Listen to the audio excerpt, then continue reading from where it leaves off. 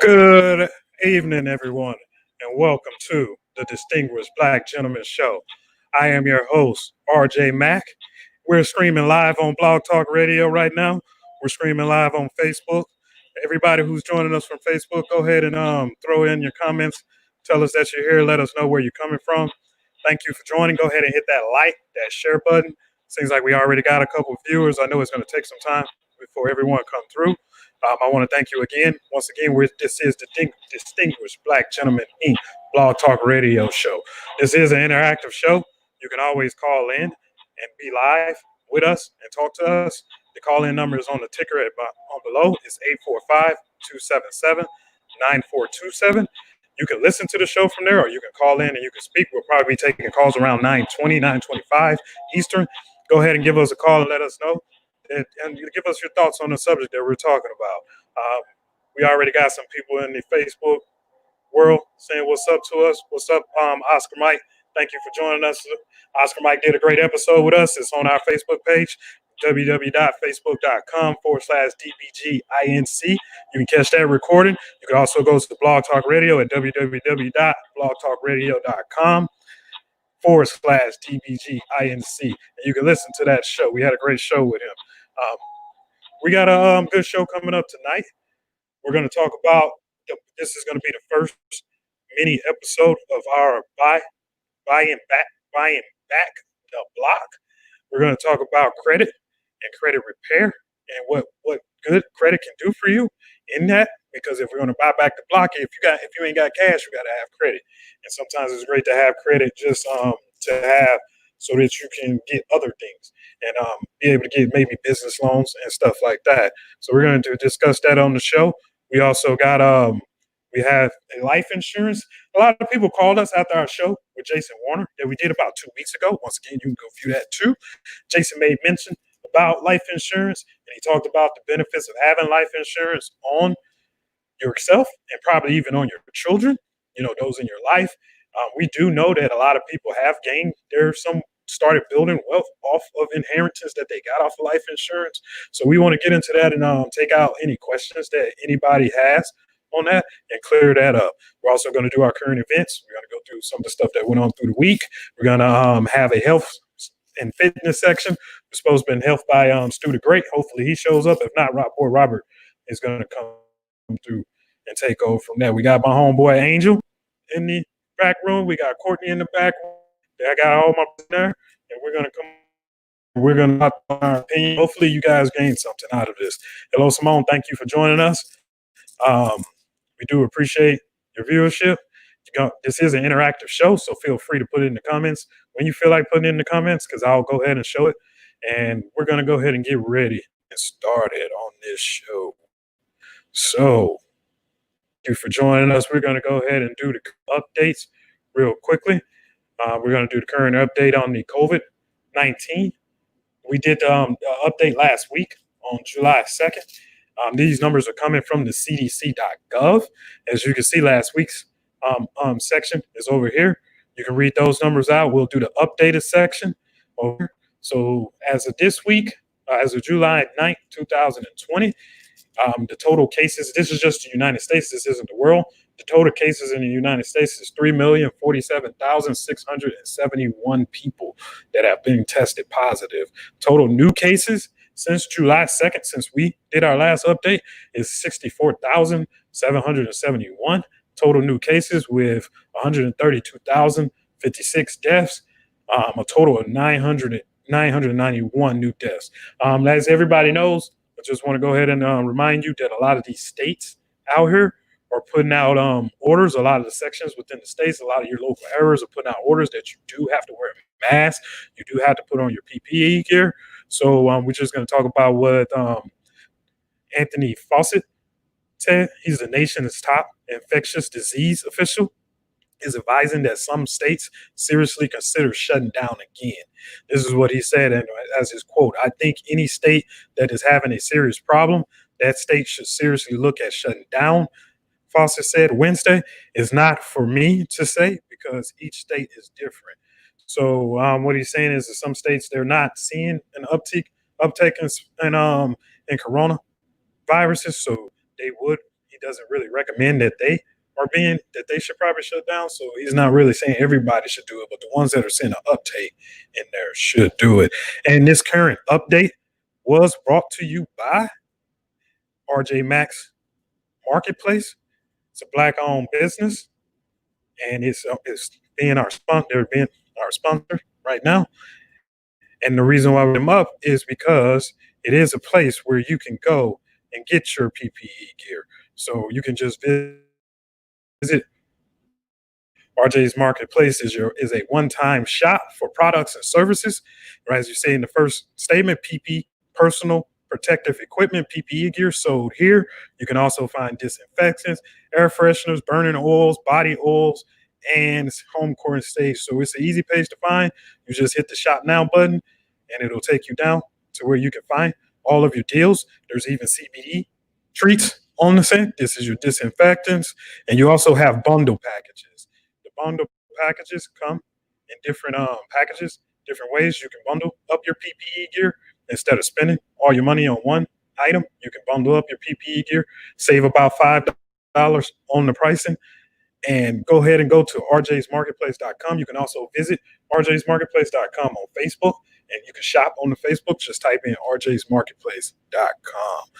All right, so we're going to go ahead and continue with our current updates. And if you do have a black business or any business that you want to promote, you can give us a heads up, dbginc@gmail.com. You can also reach us on our Facebook page and send us a message and just let us know if you just want to do a promotion or you want to actually do a sponsorship. Okay, so we're going to move on to our dear fearless leader, our big whining baby. The Supreme Court threw him a big old no today. The Supreme Court ruled against President Trump's efforts to block the turning over of his financial documents to a New York grand jury Wednesday after he had development symptoms serious enough. All right, so he could leave. So Donald Trump is one of the only presidents that has not turned over his financials. So, and New York is opening up a case on him. So he was trying to block them from getting his tax returns. So it could lead to major problems for him once he leaves the office, because that's when they plan on really being waiting for him if the charges do go through. And the Supreme Court blocked, but he did get a win with the Supreme Court blocking the House Democrats from accessing Trump's financial records for now, sending the case back down to the lower court for further review. So understand, when it comes down to this case, there were two cases that were being seen. There was one where the House was trying to get his records through a subpoena, and then there's another one where the New York State was trying to get his records. So what they did was the Supreme Court ruled that he's not immune from the New York prosecution, but they said the House didn't really have any cause to bring in his financial records, so they knocked that one down. Trump's financial records won't be available until he won't even hand them over until after the presidential election. So we won't see him until either after he's made president or after he's not president. And in both cases, both of Trump appointees, Neil Gorsuch and Ben Cavanaugh, joined the liberal justice and Chief Justice John Roberts on the 7-2 majority. This came from CNN. If you want more on that story, you can go visit CNN.com and look that one up. So the body remains this week have been identified as the missing Fort Hood soldier, Vanessa Gillian. Vanessa Gillian's family we've been following this story for a while. And if you really want a good in-depth discussion on this story, go check out our last episode. We had 3 mental health professionals on here. 2 of them were veterans. We went into a very in-depth subject about how women in the military, how it affected their career, their choices, their mental health, and what they're doing right now. So go check out that episode for us too. Vanessa family was informed that she is dead after the Army had identified the human remains discovered last week as the missing soldier. The remains were found in a shallow grave along the Leon River. Specialist Aaron David Robinson of Clemente City was a suspect and committed suicide as authorities approached him. Cicely Algara, 22, of Killian, She was Aaron Robinson's girlfriend, and she was charged on July 2nd with one count of conspiracy to tamper with evidence. According to the federal criminal complaint, Aguilera identified Robinson as the man who killed. Just to let you know, furthermore, for that, she said he called her after he had killed her and told her that he had just hit one of the soldiers, that he had just killed one of the soldiers over the head by hitting him over the head with the hammer. All right, so we send our thoughts and prayers out to Vanessa's family, and we thank everyone who's helped them in this time.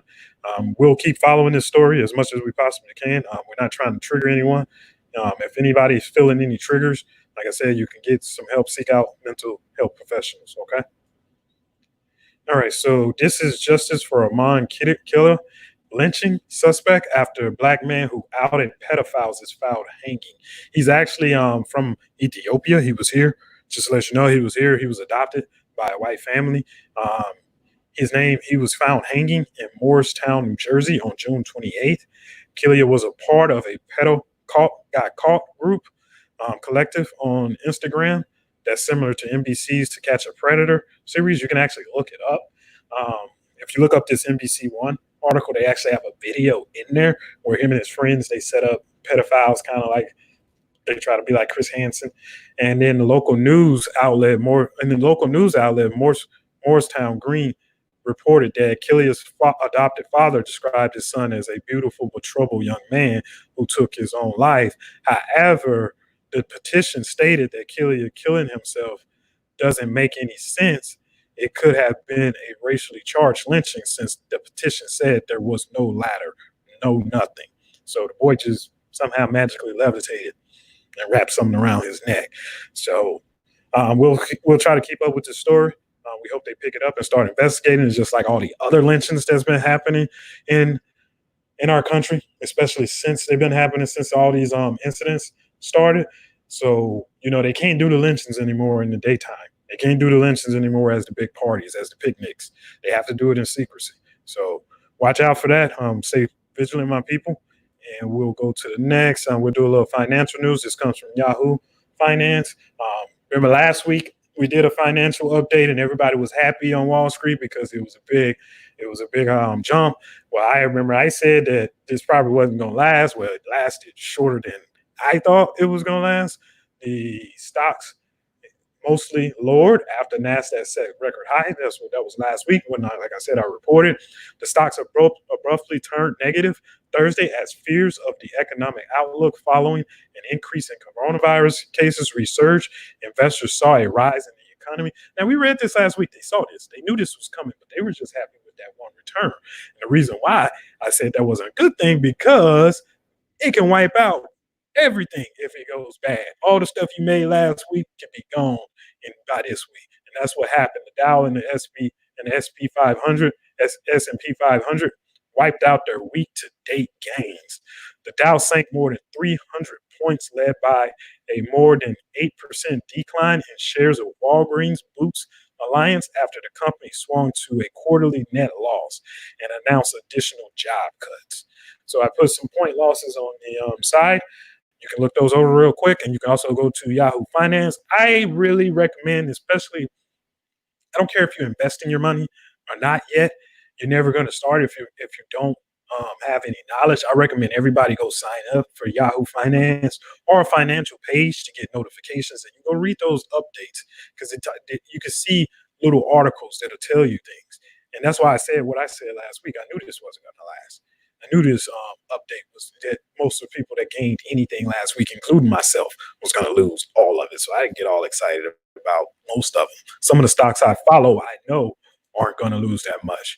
All right. So tonight, like we talked about, we're going to have our guests on the show.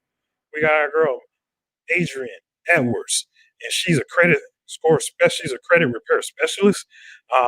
As you see, she's worked with many things from foreclosures to student loans to late payments, bankruptcy charges, public records, collections, child support, tax liens, and she also does recruiting. She pulls in agents. She'll help you get your credit fixed, and she'll help you learn how to make some money to keep them bills paid. So we'll have her on, and she's going to give us some good knowledge on credit. She's going to break down the difference between some of the scores. There's a lot of different scores out there, and let you know what you can do the best, get your credit score up. Because even though we might still be getting discriminated against in the loans and stuff, you still need your credit out.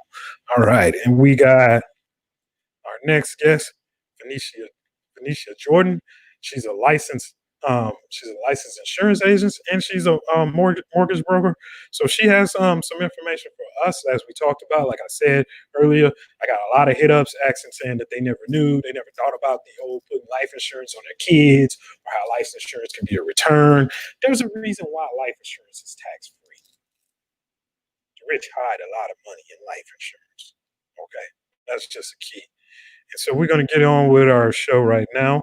We stop sharing, and we're going to go over back to my screen in just a second. Let me check the room. So it looks like we're going to have to move on and start bringing the guests in, and don't look like we got anybody. Let's go ahead and check in with our Facebook people before we move on. I don't know why Stu is in the comments and not in the waiting room. Talking about what's up, my peeps. I don't want to hear that. Why you not here? Him and Oscar Mike over there having conversations. Camille, I don't know what you're wilding about, but thank you. Thank you for showing up. And my two-person pop up. And so now we're going to go ahead and bring in our guests one by one. I hope they're ready. We're going to bring in Adrienne first. Hi, everybody. Why is it taking so long? There we go. Hey, Adrienne. Hi, everybody. How's everyone doing? Can you hear me? I hope everyone is ready, and we're going to bring in Venetia. She is here too. She's coming at us. Hello, how you doing? Via audio. How you doing? I'm doing great, and thank you for joining us. She actually took this last minute. I'm very happy that she did. I've tuned in. I've seen some of your live shows before, so I know you have a lot of good knowledge to bring to the table. So thank you for taking out the time and willing to show that to us. Adrienne, I wanted to ask you a few questions real quick. So you're in the credit repair. Oh, I'm in financial literacy. What made you get into credit repair? Yeah, financial literacy. Literacy. Okay, so with I've had my home for like 11 years. I had a lot of equity in my home. So like a year ago, I was looking into getting my credit. I had a couple of issues with student loans, and I wanted to get my credit score up so I could be able to refinance my home. And so this gentleman introduced this opportunity to me. And since then, like I thought I understood how credit works and how it can work for me because I am a homeowner. But once I finally got involved in financial literacy and understanding how credit can be used to leverage, how if it leveraged correctly, you can build and create generational wealth. I've fallen in love with this since then because I am an educator already anyway. So this is just a natural transition. Oh, that's right. You are a teacher. Okay. That's cool. Yes. Thank you. Thank you for your service. Yes. We know what y'all deal with. All right. So what you said it benefited you to what did you learn that you didn't know? Just like maybe one or two things that kind of changed your perception or changed up your life for you as far as credit goes. Well, I thought I didn't understand how the credit score was calculated. I've always had a decent credit score. I was in the service, so I served. So, they do not allow you to have bad credit when you're in the service. You're getting in trouble with your commanding officer. And so I learned credit through that and then being an educator. But since I understand how I can, if I have like an 850 credit score and I can go and borrow money with my business and have little to no interest, I can make money using someone else's money without touching my money. So I understood the power of leveraging my credit score and the importance of it. Because how everybody jokes, white people have good credit, black and people of color don't. understanding how this works has been a life-changing experience for me and my family as well. All right. Thank you. Yes. That's what we want. That's what we want to bring to the people tonight. We want to bring some knowledge to them. We want to have them at least, and if we can't give them everything, at least give them some resources or give them the want to go out and find out more things about their credit, and also reach out to Adrienne because she can help you out. Yes. All right. So, Venetia, how you doing today? I'm doing good. All right. So I was reading, and so I know you're into life insurance. Um, what made you go into being a life insurance agent? Like, what has it done for you in your life? Actually, my intent was to get my securities license. I was in the mortgage business for 20 years and I was looking for something different, something more black and white because the mortgage part can be really complicated. So that's how I got into life insurance. Then I just decided to keep the mortgage and the insurance because they kind of go together as far as finances are concerned, and it added on additional stream of income for me. Okay. And what has it done for you since you has it built up your knowledge? Has it helped you increase some things as far as building your wealth in your family? Definitely has taught me a lot about insurance, different types of insurance, why it's important to have insurance. A lot of people have insurance on their jobs, and so they think that that is enough. But it's not enough. And I even have a personal experience through my own family. My father did not have life insurance outside of his job, and he became disabled. He worked for the railroad for several years until he became disabled. At that point, he couldn't get insurance. So when he passed away last year, I had to use whatever cash he had in his account to take care of expenses. He had bought a car for me, but I had to end up selling it because he didn't leave enough for me to pay the car off.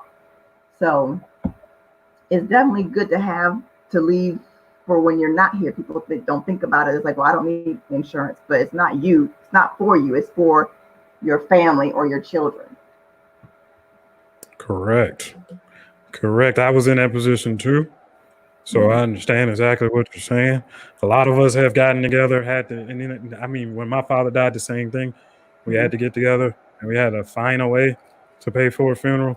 And it continues to happen. It's not just with my father, it's with my aunts sometimes, it's with an uncle sometimes, or with a cousin sometimes. And it's just annoying. Yes.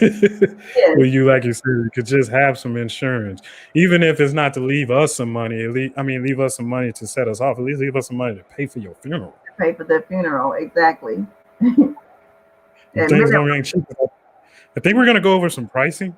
I found some stuff on some pricing and the average cost. Even cremating ain't cheap. No, it's not. You're still looking at 3,000, and if you want to add on more stuff, you can still get up with cremation up to 5,000 or more, even depending on what type of services or viewings or whatever you want to have before. Like they charge you for everything. Yes, and they'll bring in the Facebook comments. Yes, Alexis. GoFundMe is not a life insurance. People have been taking advantage of that GoFundMe.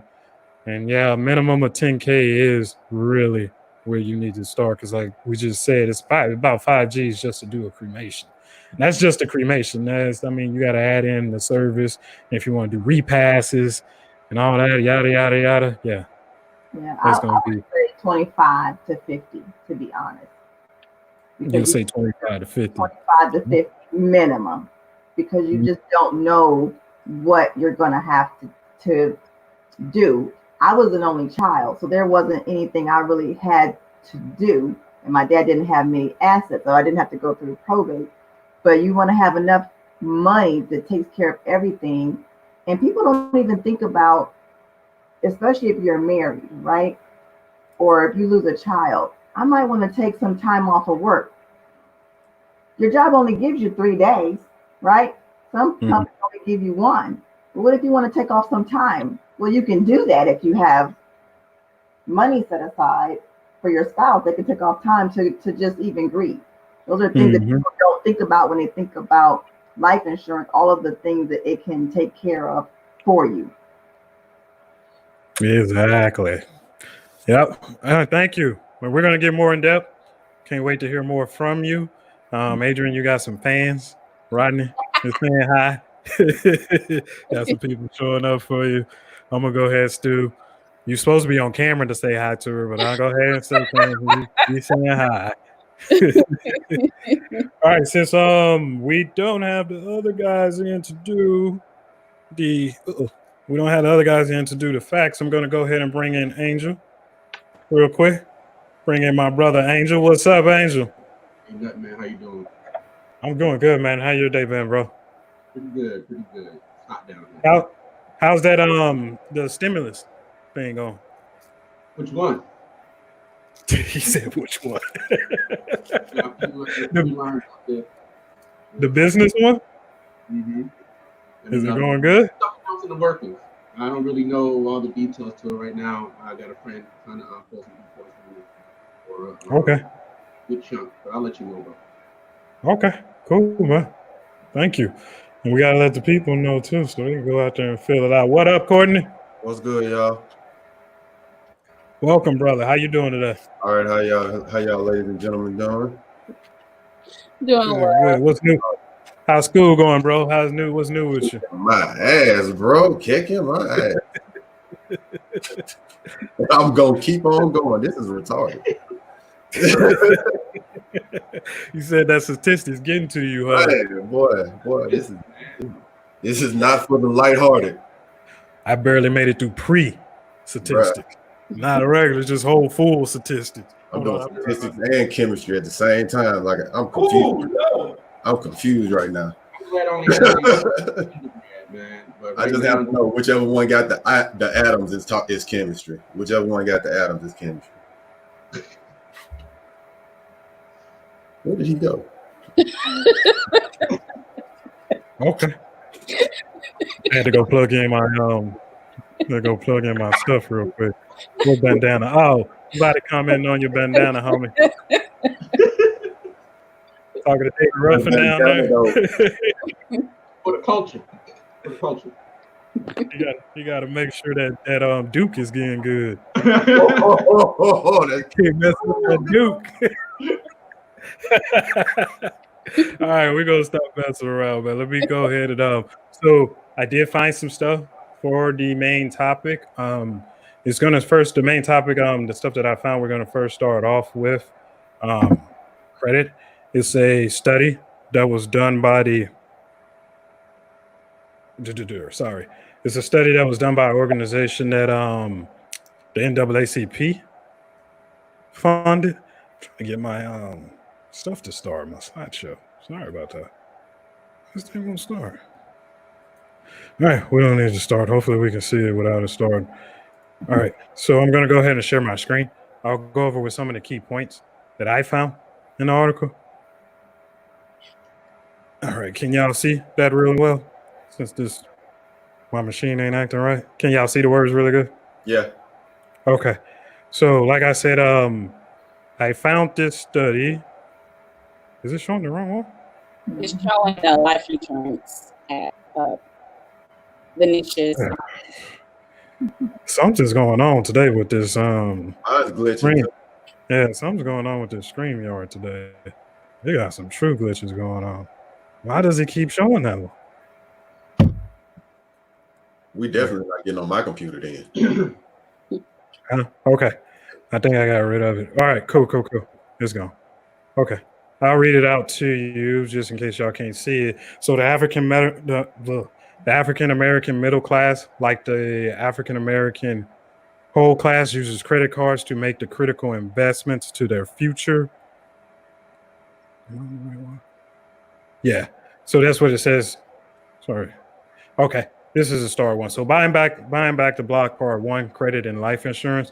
In 2012, the Demos National Survey on Credit Card Debit of Low and Middle Income finds that African Americans faces challenges to their financial security that are unlike those of white households. Why do we keep hearing that? We keep hearing so much about how worse we got it. Demos surveyed a national representative sample of moderate income households carrying credit card debit for at least 3 months. To this paper is a part of the series that reports presenting our findings. Okay. So that's just an explanation of what the study is. So this is one of the this is just some of the key points of the findings. You can go look up the study on the NAACP website. The African American middle class is paying down debit, but still relies on credit cards to make ends meet. African Americans carrying credit card debit owe less than they did in 2008, carrying an average balance of $5,784 today compared to $6,671. Does that sound about right to you, Adrienne? Somewhat. Somewhat. I would say it's worse now dealing with the pandemic that's going on. Oh, sorry, I didn't mention. Yeah, like we said, this is a 2012 survey, so things could have got, like Adrienne just pointed out, things could have gotten worse since then. So don't think that we're not using credit cards. People, for some reason, think Black people don't use credit, but Black people use credit. Just ask Rent-A-Center. In 2008 survey, similar to white and Latino Americans, 42% of African Americans report using their credit cards for basic living expenses like rent, mortgage payments, grocery, utilities, or insurance because they do not have enough money in their checking or savings accounts. In 2012, the DeMo's National Survey on credit card debit and low income that African Americans face to their financial security that are unlike those of whites. Okay, so what it's pretty much saying is we ain't using credit cards just to go on trips and stuff like that. Black people are using their credit cards just to survive, just to pay their rent. Have any of you ever been in? I've never really used credit card for that, but have any of you ever been in that position? No, not really. Not really. Yeah, I don't use it for that. Years, it was just using credit irresponsibly. It wasn't really just to pay. It wasn't pay the light bill or nothing like that. I was turning up. I think we missing one, Rod. Missing one what? In the green room. Yeah. Is there somebody in the green room? Should be. No. All of us are here. Okay. I'll send a message. Yeah, I don't see anything else. So we'll move on to this next study. Is that what a lot of people come to you, Adrienne? Do you see this a lot of times? Yes, a lot of it is because we have not been taught to budget. We do not know how to allocate our funds correctly. And that's where financial literacy comes in, to teach you on how much percentage that you should be spending from your income each month. So a lot of times when we don't know how to budget properly, so we have to go on those credit cards. And then once we get those credit cards, we're paying up to 24.99 APR on your credit cards because you don't have that. Or if you're even in more desperate situation, you may have to pawn your car loan. And we're not even, that's the interest on those is up to 400 and something percent.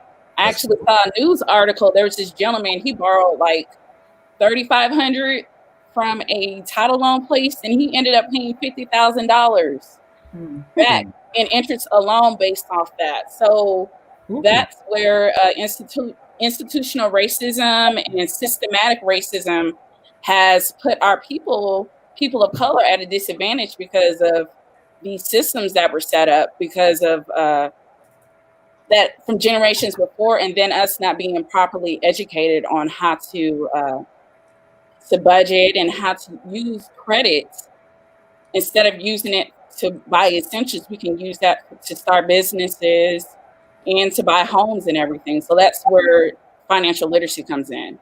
Yes. Your personal credit, that affects your, because Oscar Mike Biz credit is the key to building wealth. That affects your business credit too, right? Yes, they're going to check your credits before they give you business credit. You can't get away from your low credit score. It's going to follow you. Like those 3 numbers dictate your zip code, where your kids go to school. And then I'm not even going to talk about the education system and zip codes and how all of this affects the educational system. So your credit determines your zip code, where your kids go to school, what type of education they're going to receive, what type of mindset. Because I was fortunate. My parents, I grew up in California. The management style of teaching versus when I moved to Alabama, where everybody's teaching you to follow rules, it's your credit just determines so much about your kids, and you got to get your kids in an entrepreneurial mindset when they're in elementary school. By there, if you're teaching the kids like, hey, follow rules, do this, do that, you're killing their imagination. So they're not even thinking about building businesses and everything. But that's why it's important that we're teaching our kids in elementary school, hey, what are your skills? What are you good at? So we can nurture it. And I'm all for athletes and athleticism and arts and performing arts, but we have to be financially literate as well. Yes, we have been talking about that forever. We have been talking about that forever. Yep. Let's go to the next slide real quick. It's the last one for this one. The African-American middle class uses credit cards. We did that already. We know uses credit cards that make critical investments in their future, including for higher education, entrepreneurship, and medical. So it's not like we're just using it for the bills too. They also found that we are trying to use it for other things, like trying to get education, because we're not getting the grants, we're not getting the loans that everyone gets, we're not getting the scholarships, and even the medical expenses, those can build up. So it says 50% of in-debit African-American households who incurred expenses related to sending a child to college report that it contributed to their current credit card debt, rent, mortgage payments, grocery, utilities, and insurance, because nearly all, because pretty much they paid the stuff off with that. Nearly all of the African Americans in our survey who incurred expenses from starting a new business charged those expenses to a credit card and have not been able to pay it off. 99%. Yee! That's a big number. For that's all the numbers. That's all. It's pretty much saying every last one of us. And that's not even counting student loans. And then if you're marked a felon, how you can't even get financial aid to help you get in college. It's so much that goes into that. Okay. So, Adrienne, what are some of the steps you guys take to start helping people fix some of these in-depth credit card debts and stuff like that? Okay, so basically with the company that I'm partnered with, we offer 12 services. So like our Flagstaff service deals with credit restoration, okay? So with credit restoration, what we do, we leverage the Fair Credit and Reporting Act. And the Fair Credit and Reporting Act is a law that is used to protect consumers from creditors basically randomly putting things on your credit and not having proper documentation, which it still happens. Sometimes you check your credit, like I check my credit and I have some random accounts on there because people do steal identities, people add things on. And so what that law is, we dispute erroneous items. So where you have errors on your credit report, we can dispute those. Obsolete items, so anything older than 7 years other than a bankruptcy, you have a right to get that removed with the Fair Credit and Reporting Act. And also inaccurate items. So these are your names, your addresses, numbers. So we dispute everything all at one time. And we basically send you the letters based on the 3 credit bureaus. Because if you all do not know, when creditors put items on your credit report, they can either report to none of them, 1, 2, or all 3 credit bureaus. So we dispute that, we send that. So we basically use the law to our advantage. We leverage the law. So we're basically telling them, hey, you say I owe this, prove it. And a lot of times the creditors cannot prove it, especially if you get something in collections, they don't have the original paperwork. And so we do that. But I know a caveat on what I noticed with a lot of people, financial literacy isn't just credit restoration. You have to be able to understand budgeting, what 5 items make up your credit score. Because people say, oh, I'm only $3,000 in debt. But ma'am, like the biggest item, which is 35% of your credit score, is your 24-month payment history.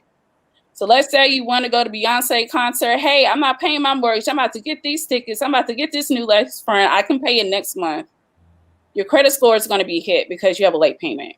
And that can kill your credit score up to 100 points off of just one late payment. So that's an issue. 30%, another 30% of your credit score is based on the amount owed. Okay. For instance, I was in a car accident like in October. I had just bought the car, so I had some. Of course, when you drive a new car, if you have some negative equity, my car was totaled. Somebody hit me. Thank God I had gap insurance. But if the insurance just paid the value of the car, I'd have been in trouble. And so when you have your amount owed is more than the value of your car, you're underwater. That your credit score is going to be hit that way. Also, the next big is the length of credit. Okay, so let's say you paid off, you got all your credit cards, you paid everything off. You've had this credit card for 20 years. Keep that account open because as soon as you close it, it's going to kill your credit life. So you need to understand that. Also understanding every time you try to open up a new part of credit, 10% of that is based on you trying to open new lines of credit. So let's say you go to a certain car lot, your credit score isn't optimal. They pull your credit 50 times to all these different car lots. That's 10% of your credit score. So your credit score is going to go down as well. And then another type is the types of credit. I've also had some customers say, hey, I only owe this much, but you don't have a credit card, ma'am. You need to have a credit card and keep your credit utilization rate under 30%. And that is how you build up your credit. So it's understanding how your credit score is calculated, how to leverage your credit, how I can use this law to my advantage, because most of the time people don't keep proper records. And then that helps you with your business credit, help you to get homes in a great school system. Because again, I tell you, like, credit is when you think of credit, I think of credit as a generational thing. So at least 2 generations behind me. So when I do have kids and I do have grandkids, my house should be used to help to give them a nest egg. And that's what happened with us. We're like 400 years behind due to systematic racism.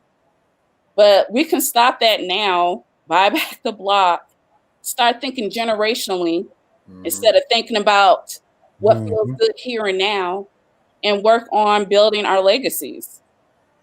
Exactly. Hey, thank you for that. We do need to I try to people still I think we get in this cult of life where we forget that we have another generation and more generations coming after us. Do you really all this I went through it, so you should go through it? Really? No. You really want this to keep going? You really want this cycle? Look what it did to you. Look how hard you had to work. That's one lesson.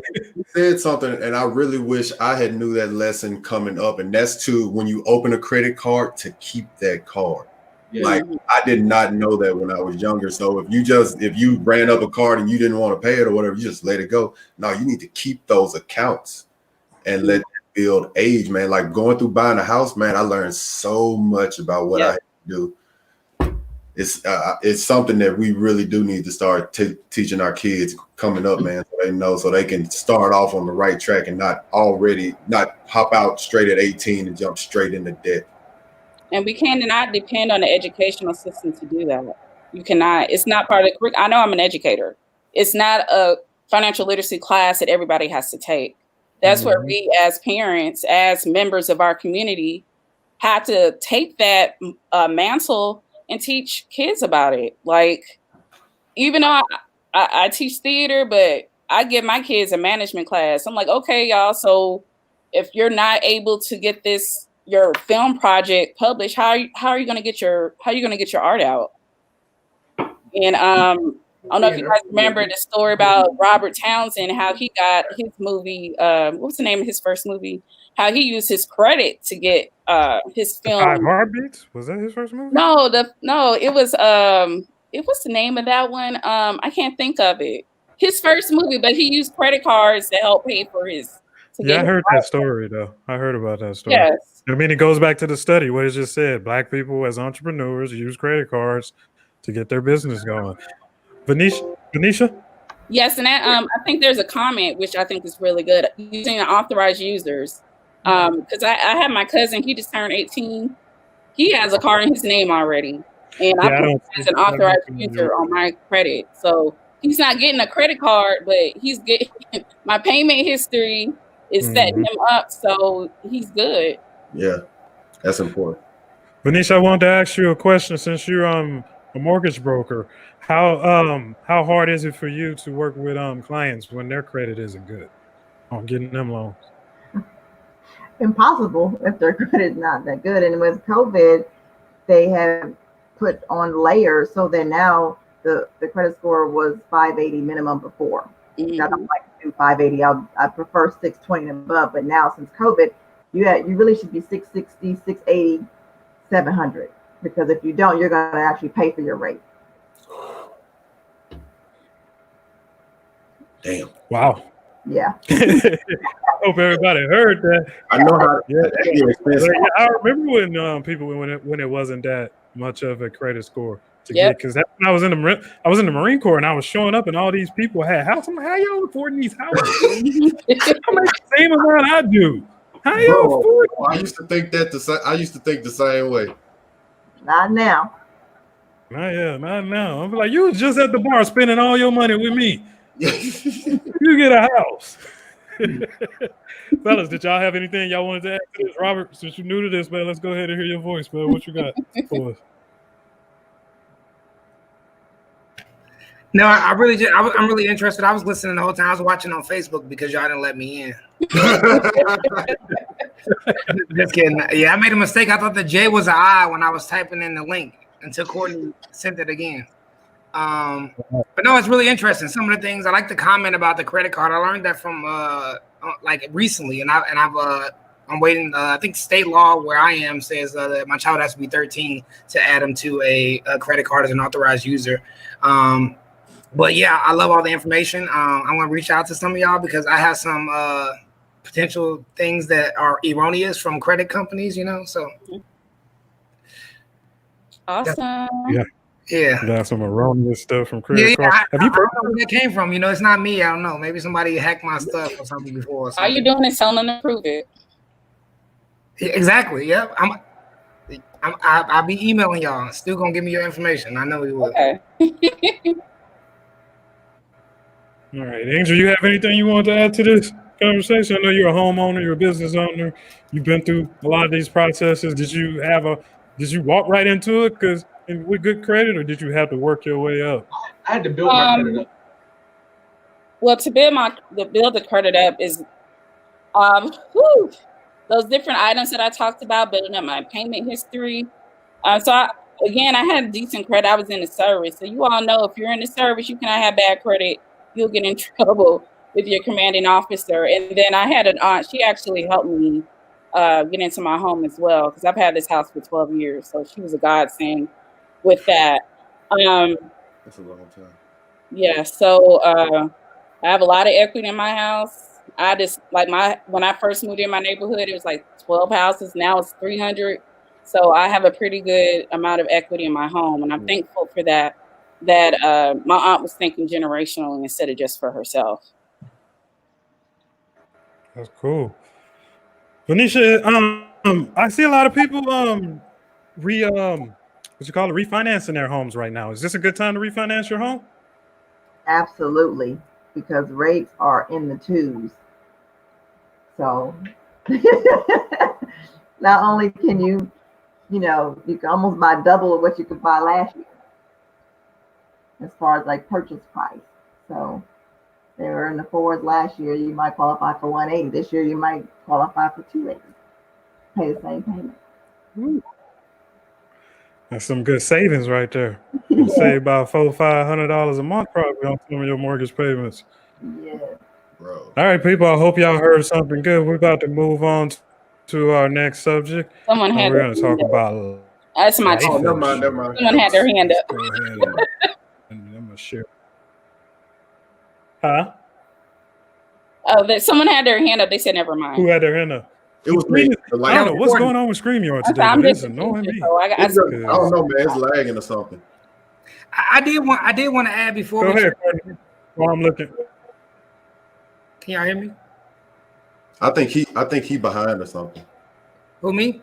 No, Rod. Oh, but I did want to add. I wanted to say Go ahead. you guys for coming. I wanted to sit on this part as an educational experience because a lot of this stuff I know I didn't get, and a lot of people.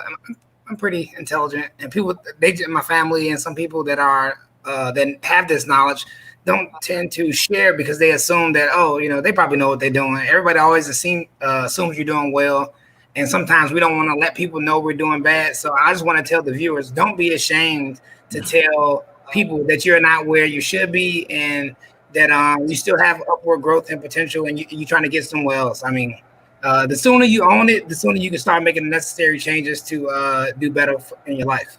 But I think it's important, too, that we also work as a village. Get you a core group of people so you guys can build a business together and buy back the block instead of just talking about it.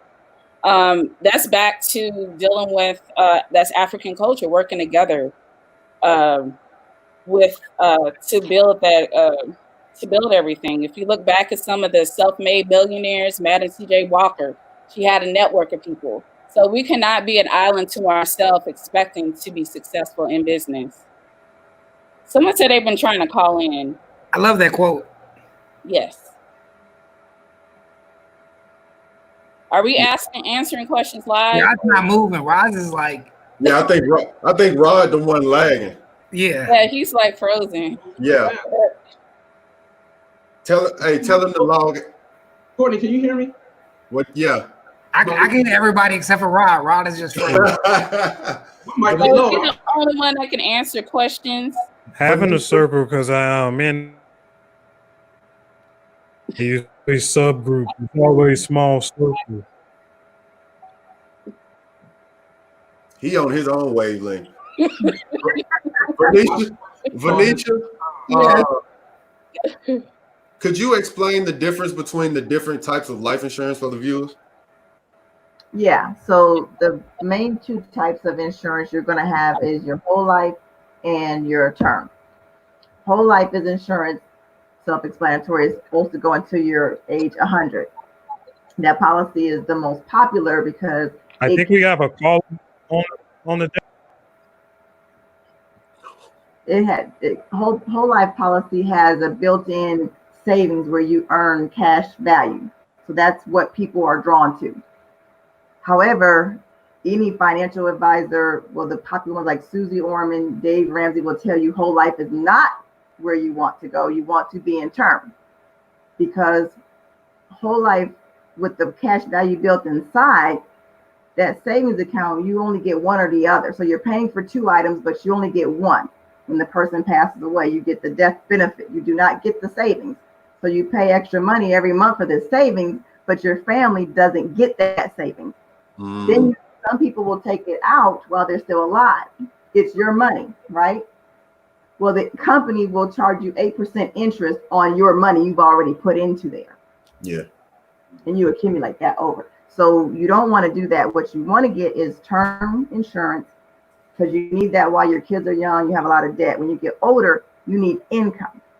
So you need to have the extra money that you would have been paying in the whole life to put in a savings where you're earning 12 to 15% interest. You start early, like $100 a month. If my son started putting $100 a month in as an account like that at 18, he'll be a millionaire by the time he's 65. Only putting in the $100 from the time of 18. So if you have $1 million at 65, why do I need $100,000 whole life insurance policy? Yeah. So that's the difference between the two. Now, I know personally, I have insurance for my kids. I have whole life insurance for my kids, and I'm looking for term insurance policies now. I have a couple of term policy insurance policies, and then I have the accidental death insurance. Could you explain to people what the accidental death insurance is? I don't do the accidental death, but that's if you hurt yourself. That's strictly from an accident. Where life insurance is, for when you pass away. Accidental is when you're still alive. Okay. Yeah, so that's the difference between those two. Okay. Mm-hmm. And the particular product that I use is you don't need a separate policy for your children. So my policies are all in one. You, your spouse, your children, all on one policy. And it's a flat fee. So it doesn't matter how many children you have, 2 or 10, it's the same price. The good thing with that is once you have them insured early, when they become adults and have to get their own policy, you can convert them without having to get a medical exam, which is important because young people, my daughter got diagnosed with RA at 25. So I could convert her to a policy and the insurance company will never know because they're not going to do an exam. But if you don't have any insurance on them at all, then she may not get covered or her price may be a little bit higher because it's cheaper to get it when you're younger. That's very true. Mm-hmm. Rod, is your mic working? No, I muted myself. I was trying to see if the caller could hear me. You were Mike, behind for a while. Oscar Mike was trying to call, and I was trying to see if he can hear me, but I had to trouble later. I do have another question. So, are you familiar with the like USA insurance, like the policy? Let me just they have a term and a whole and a universal life insurance, and they have one that they title permanent life insurance. I've been trying to read up on it. I don't understand the language in there. If you haven't, because I want to say this because I think a lot of, maybe if we can research and follow up later, I will, and I can share that with the viewers. But a lot of us veterans, we always go to these military banks. We go to Navy Federal, we go to USA, and we feel like just because they sell to veterans that they are for us and that it's a good option. So some of these options I know people just buy because it's the most convenient. You get in, everybody say, hey, you should get a USA account. So then you start there, and then you just, you buy them for insurance. I just found out, like, my Geico insurance was like, I paid like a quarter of what I was paying with USA, and I finally switched over. But I only found that because I went through Navy Federal, and then Navy Federal has a plan through Geico. But yeah, I just wanted to say that a lot of these banks that are affiliated with or sold to be affiliated with the military, it almost feels predatory in this sense because we all gravitate towards those, and I feel like we don't really understand a lot of the stuff maybe I'm speaking for myself, but I've never heard of permanent life insurance. I've never heard of that, bro. And they have an option for permanent life. Permanent is just whole life. It's just another whole life. It's whole life policy. That's what permanent insurance is. I never thought about this. I never thought about it that way though. Yeah. That you're paying for 2 items and you're only getting one. Yeah, you're only getting the one. And I actually did a comparison with my aunt. The difference between, I just took the savings that she was going to have from the whole life and the term. It was like $20 a month. At the end of the 100 years or whatever, she would have had way more than $25,000. This was a $25,000 whole life. She would have way more than $25,000 at 100 years old. Yeah. Because you're only getting 2 to 3% interest. And the first 3 years, they keep your money. I don't know anyone who's going to deposit money in a savings account for 3 years and the bank, you can say, okay, well, you can have that. That's the service fee. That's right. Yeah, all my money. That's a good point. Because a lot of people, when you talk to them about insurance, they push whole life heavily. They do. Because it's a trap for us. If you ask most other people, they don't have, even whole life agents don't have whole life. It's always been sold to me the whole life was the better option. I don't know.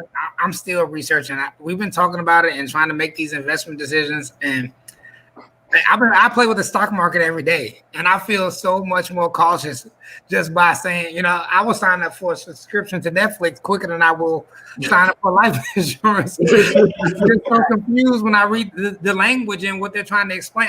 I'm usually lost. And some of the stuff I get to a certain point, I'm like, all right, this is starting to sound like rocket science.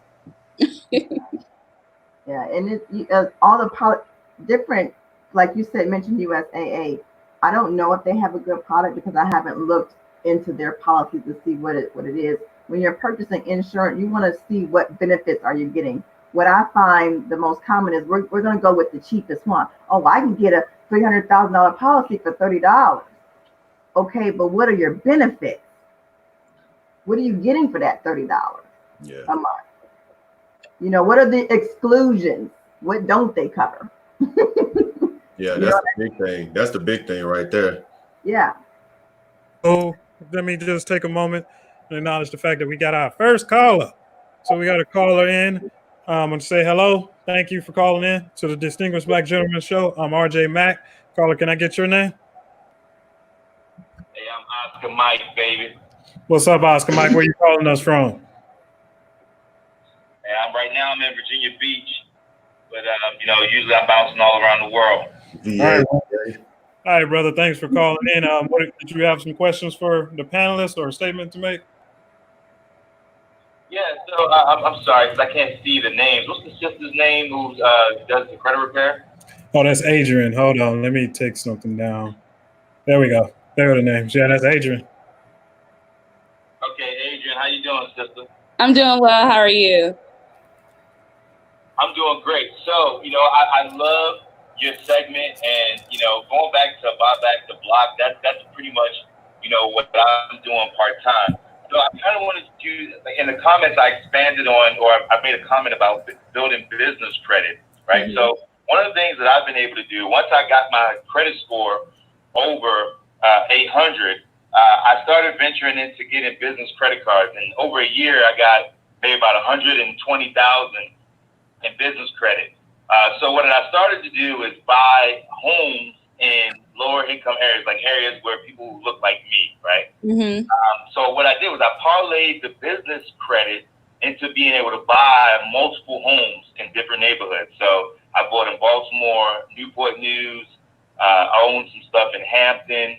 I owned some stuff down in Florida, down in Jacksonville, things of that sort. So what I really want people to understand is that, you know, poor people use their credit to buy toys and things that don't appreciate in value.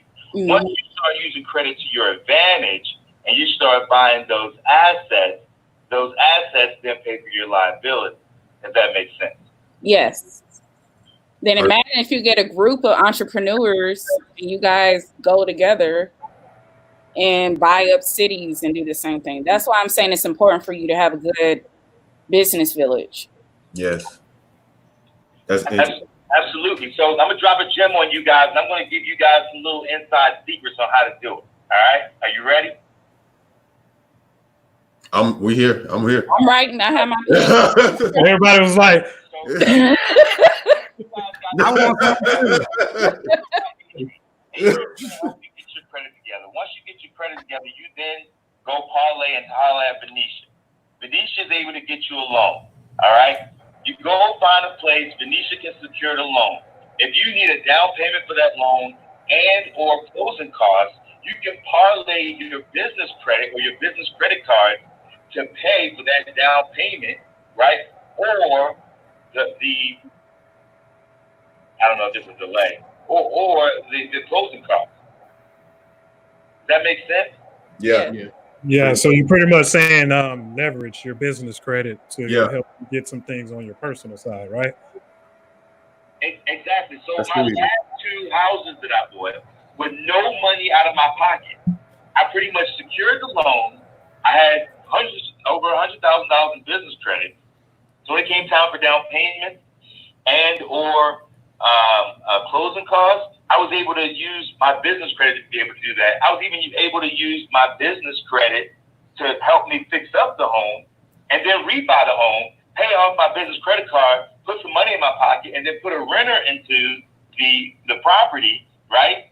And put more money into my pocket with nothing out of my pocket. I didn't use any cash. I just used my credit to leverage to get the asset, if that makes sense. Now that makes sense. Mm-hmm. If you had your business circle and get you with a lot of veterans like we have here, use your VA stuff. And understand what Oscar Mike just said. I actually heard people pay for this. People pay to hear how to do this. I was just gonna say that, Rob. That was free information right there. Exactly. I just want to make sure this ain't white collar crime because that sounds like that sounds like something we would get in trouble for. No, that's called leveraging. I heard a dude from the Breakfast Club. You got some fans, Oscar Mike, for what you just said. Phaedra said, Oscar, this is my dream. I love your story. Good to go. Thanks, Oscar, man. We got post your stuff in the comments too. The other day I was trying to show student grade. I don't know if he's still on, but I was trying to show him how to get business credit. So I just took a day and got $16,000 like 2 days ago. 16 grand that I could use to parlay into another business in like the matter of like an hour. Yep. Damn. But then I also want to say, like, we can use this to own our art. So I know there's a lot of artists in here. Make your movie and not having to depend on someone else funding you. You can do like what Spike Lee did. You get somebody to finance. This is so like this really excites me. Like if we can figure out how to work together, leverage everything together, get your business group together. It shouldn't be just I'm doing this by myself. This should be my village, man. Like, come on, y'all. Let's get together. Let's work. Let's establish this teamwork mentality instead of trying to be competitive against each other. This is where the village comes in. I forgot what's the principle for Kwanzaa about working together. I can't even think of it right now. But I think so. But if we can really learn this, like it's good that everybody's doing this individually, but the power is going to come in when all of us come together. Yes. And then we can go buy this whole neighborhood and we can determine the educational program, or we can develop a charter for the school that the kids will have financial literacy when they're in kindergarten, and we can teach in the banking system. So when they get to be our age, man, this is how generational wealth is developed and nurtured. And this is how networks will start. We all start talking together. We've got like-minded people. Phaedra, Oscar. Yes. I have a theater company. I'm working towards buying this space. And I'm fixing my credit. Phaedra, you got some people you can reach out to. I already showed you the links. You can reach out to Oscar Mike at any time. He does have a YouTube page. You can follow him. Like you said, this is how we build circles. This is how we meet like-minded people, because we talk about these things and we get together. What's up, Courtney? I got one question for Venetia. Yeah. How much life insurance do you think the average person needs to carry?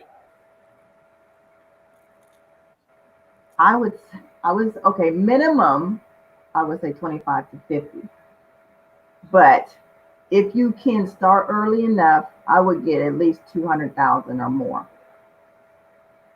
Okay. 250,000 or more. If you can do $500,000 or $1 million, if you're 20 years old, you can get $1 million. Yeah. And it's not going to be that expensive. But I would start at 250,000. You're going to be looking at around $80 a month. If you're in your mid 30s, if you're my niece is 31, she has $250,000 and her monthly payment is $33 a month. And that also includes $15,000 on her children. That's good. I have a follow-up. Okay. Courtney? Yeah. Yeah. Do you have at least, I know we should all do our own research, but can you give us a couple recommendations of companies for the type of policies that I'm still research? I'm glad you asked that question, Robert, because someone in the chats, T. Grant, asked that question too. Who is the best company now to get life insurance from? I'm currently with Primerica is a great insurance company and policy. He said notes. Isn't that that's the same one Juan suggested, right? No, Juan did AFMA. Okay. I know number two. Number one is New York Life, and Primerica is number two. New York Life. Yeah. Hope everybody writing that down. I didn't say we all take the notes. Don't be ashamed. Take the notes. Yeah, don't be ashamed. Oscar Mike also left his information in the chats for you guys that were really interested in what he said. Oscar Mike. There you go. Oscar Mike speaks on IG, and then OscarMikeSpeaks@gmail.com. If you got any questions, your message definitely helped, brother. Thank you for calling in. Anybody else like do what Oscar did? You can call in, and I'll go ahead and answer your call, and I'll bring you on. It's better if you don't want to be on the live chat this late at night. It's 10 o'clock. I know some of you are already in your bonnettes and already in your wife beaters, but you can call in. You can ask some questions on here. A lot of people really liked what Oscar Mike had to say. A lot of people liked everything y'all had to say. Thank you so much for the input. We learned a lot tonight. Guys, y'all got anything else? Y'all got any more questions? I had something to say that I was trying to say earlier. As far as how she was talking about your credit score will affect where you live, your zip code, and everything like that. And that's true. A lot of kids don't get that financial literacy education component. My daughter does, but I live in a pretty affluent area, you know, and she started maybe about 3 years ago. She's 11 now, so she started about 3 years ago with mandatory financial literacy classes in their curriculum. I mean, they have a class just solely that financial literacy. They send home homework, they have projects and things like that. But if you go 30 minutes, not even 30 minutes, like 15, 20 minutes south of where I'm at, that's unheard of. You just don't have that. So, you know, it breaks the cycle, but not everybody is getting a piece of that pie. You know, our parents didn't really know how to do it because their parents didn't know how to do it. I remember my grandmother, she saved her money in mayonnaise jars and in the mattress. Bro, so cash everything. You know what I'm saying? And my mother, she was a little bit more professional. You know, she had insurance and stuff like that, but she got it through like the education system. She was a teacher for 30 some odd years. You know, so she couldn't really tell me about life insurance because it was part of her job to have it that covered me. So, you know, so now I think now we have the knowledge at our fingertips. Our children have access to it, but we have to tell that story, and we're not doing that. So we're going off of like, well, I had to learn for myself, like somebody was saying, and my grandmother had to learn for herself or whatever like that, and that's not the way. I want to add one thing too. You don't need to buy the most balling house in that neighborhood. They have older houses in a lot of these nice neighborhoods that you can buy that don't need that much repair, that don't need that much fixing up. If you just, because I know people, the sole purpose they live somewhere is so their kids can go to that school, right? So you can invest in. I mean, you don't need to have the most balling house. Just pick a house, get there. I wouldn't even use all of whatever you're approved for on the loan if you don't have to. Like when they told me what I was approved for, I was like, oh, I don't want that kind of note. I don't want that kind of note. No, let's keep this reasonable just in case I decide to stay unemployed. Yeah. I just want to say literacy is everything. If you look at studies at preschool age kids, like I can use Atlanta because I teach in Atlanta. There's a 4,000 word deficit from kids who are not getting preschool to kids that are just going into kindergarten. So it's important that education, teaching kids, like it's systematic the way things are run. But that's where we come in and help. And if you look at the Black Panther manifesto, I know they had the vision for creating generational wealth. So if we can go back and look at what they wrote, what they have the plan already. We just need to take what they have and build upon it. Rob, don't you put your kids through that credit teaching app? Did you say Rod or Rob? Rob, you. Oh, okay. Yes. Well, right now my son, he's 12. He's going through something. He does that, and we do the Investopedia. It's a program that allows you to, and also if you have a Webull account, it's not to market them, but they have paper trading. You can paper trade.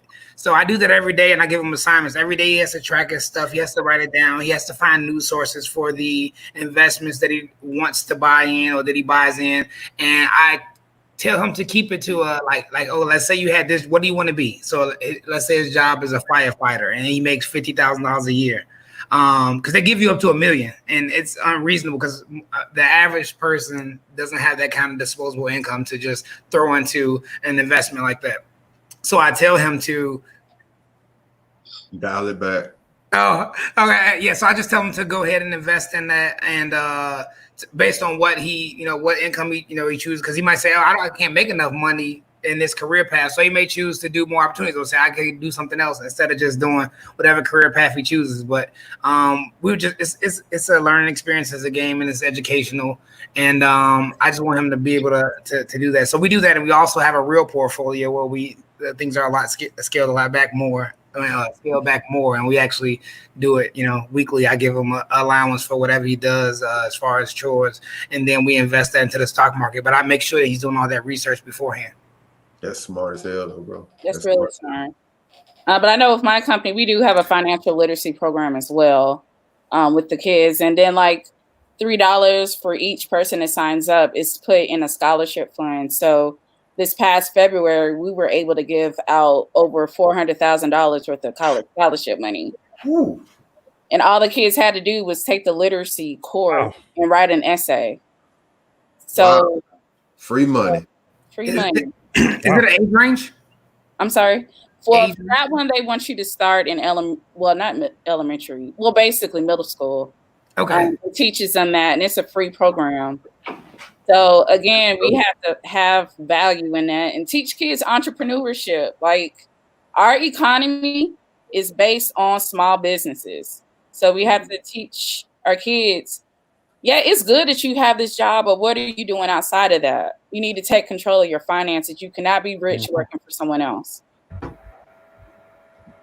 Yeah, most of the apps now, like I know Acorns has a kids working out for the app, so you can start an Acorn account for your kids now. So yes, it's never too early. My son was doing the financial literacy classes on the Black Business School of Black Business when he was 8 years old, and he wanted to start a business by the time he was 9.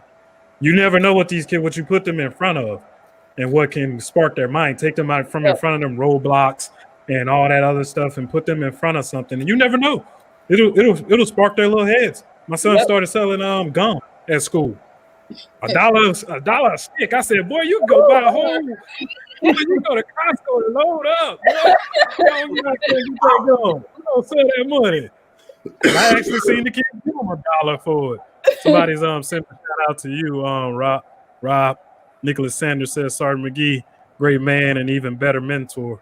Oh, thank you, Sanders. Be a different brother. I don't know what he's talking about. You get which Sergeant McGee he talking about? That's cool, man. I'm glad y'all friends are joining us and coming in and letting us know, man. Yeah, Robert's a brother. He's been in the circle for a minute. He's been in the background, but he finally came on the show, and I'm glad he did. We always know he got some good input on the show. Adrienne, Venetia, thank you so much for joining us. Yes. Your information was awesome. What you provided was awesome. I'm glad Oscar Mike showed up too. I hope we try to do this show because, like I said, we're a group of brothers. We get together and we just talk. I learn a lot from these guys, and we just don't talk about our problems. We talk about what we're doing good. Robert always sharing his financial his investments with us, and it makes me go, okay, I need to go check my app. I haven't checked my app today. Let me go ahead and go check my Robinhood app and my e-trader and things like that. So it's good. Like Adrienne said, we need circles. It don't matter to make a circle. As long as it's like-minded people and y'all have the same agenda, and the agenda is to build our community, build it for our further generations. Because just like Moses, we might not see the promised land. We at the age where we just need to worry about if we're going to be able to kick up our feet and have a nurse show up at the house for us, and let's not have to go to a nursing home. All right, guys, we're going to go ahead and end the show. If you do need to contact anybody for your credit repair, go ahead and contact Adrienne. As you heard tonight, she has a lot of knowledge. She can help you out. And if you also need to make some extra money, go ahead and hit her up. Her phone number is 404-509. Am I reading that right? 509 8669. And you go ahead and hit her up if you need some credit repair, or like I said, you're looking at, if you already got your credit good and you want to make some extra money, go ahead and hit her up, because people are looking to fix their credit right now. And we got Venetia Jordan. She's a licensed everything. She got the mortgage, she got the life insurance, she got the securities, and I know she also recruits too, probably also, right, Venetia? Yes. So go ahead and hit her up. She got the website that's on your page. I'll go ahead and throw some of that in the links later so you can visit her. Once again, thank you. So Venetia showed up last minute and she came in and she rocked it. Thank you so much. We appreciate it. We got to start coming out with some gift programs for our guests. Yeah. All right. So if there's nothing else for me, ladies, do y'all have anything else y'all want to say before we end? Well, I wanted to thank you all for being on your show. It's great seeing a positive show of a Black man leading. That's such a great to see positive Black men leading in a positive way the community, because you guys should be leading. So thank you for that. Wow, thank you for the encouragement. Venetia, did you have anything before we leave? Yep, I just want to say thanks for allowing me to come on, and the same thing with Adrienne. I appreciate this platform because a lot of times we don't want to talk about finances. So I appreciate this forum because it allows us to be able to share and show people that it's something that we need to take serious and really start to, get these things in order early on. So thank you. All right, guys, fellas, anything? Thank you. Thank you for the information that you share with us. It's really good. I'm gonna take this back and talk to my daughters about it. Try to teach them what you just taught me. I just like to thank y'all for coming on because I think this is important because leaving a legacy is important. A lot of us get left, but a lot of us have seen people pass away and they leave a lot of debt and nothing else.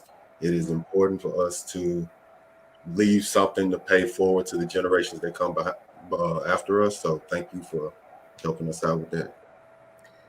I want to say thank you all too for coming. I learned a lot, and I'm definitely going to reach out. I want to get my kids in that literacy program as well. Probably my nieces and my nephews, the whole community. I'll reach out. I'll share both of your services, and I want to say that for me, I also think this is a need, a conversation that we needed. I know I come from a community that I'm from Chicago. Somebody always paying for somebody else's funeral. My grandmother had a lot of life insurance policies. Just to be able to help out and assist with when people passed away, because more often than not, it happens a lot sooner than you expect it to, whether it's from health issues or just regular accidents or crime or whatever. But that's just the dynamics of the city. And more often than not, the people that grew up in these communities don't have I want to move past the conversation where it's solely about taking care of somebody in their death into where we can make sure they're set up for life.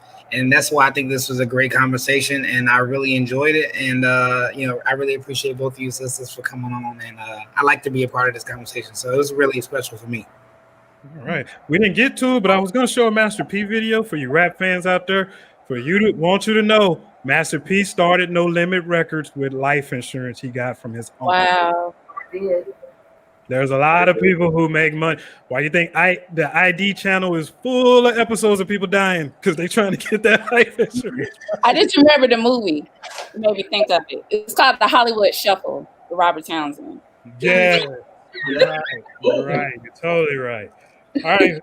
So, people, thank you so much for joining us tonight. We're going to continue to build. I want you to just think about building, because that's what we need to do in our community. We're way behind in the wealth gap. So please get in your circles, get together, and let's continue to build. Y'all have a great night.